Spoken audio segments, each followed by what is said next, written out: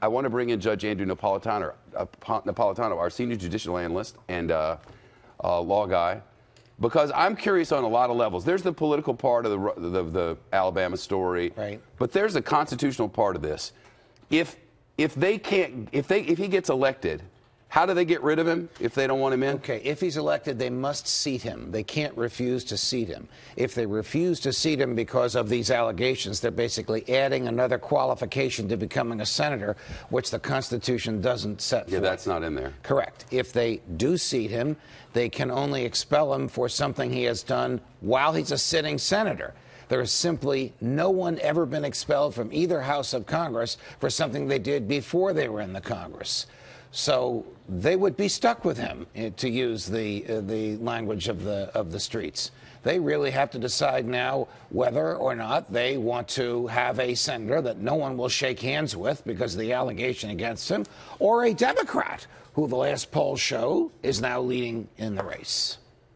What if they run a write-in candidate against him? Okay, the write-in candidate, Alabama permits write-ins. You have to correctly spell the first name and the last name. Yes, you did. Which is? Jefferson Sessions. Yeah, that's hard, isn't it? Not Jeff, it's Jefferson Sessions. Yep. Or Luther Strange. I think there is no appetite for that.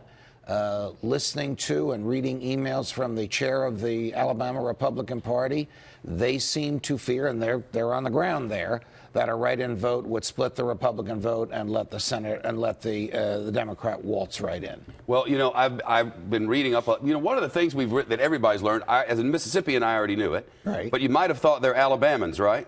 They're Alabamians. They add an I in there, so you've learned that. If nothing else, you know what to call them. And they emphasize that I. The Alabamians, that's right. And after the Iron Bowl's over, we can get back to something normal on many levels. But this is a big deal. Down there, we've seen these polls that he's gone up in popularity since this scandal broke. Yes. But there's a brand new Politico poll that is out as of the top of the hour. It's about like 28 minutes or so. This is from Politico. It's an NRSC poll. And it says Republican Roy Moore is trailing the Democrat Doug Jones by 12 points. That is the first time I have seen that, and that's significant, that number. 12 points. Jones, the Democrat, leads Moore 51 to 39%. You have to consider President Trump won Alabama by, what, 28 points. Yes. There hasn't been a Democrat elected in Alabama since a Democrat was a different thing than it is now. Agreed and understood. And the idea that a Democrat would win in Alabama, that means in the big city, Birmingham, you've got African Americans coming out, you've got women. This would be astounding and really could shift the political balance in the nation. Well, it brings the balance in the Senate to 51 to 49. Yeah. Right now, it's 52 to 48.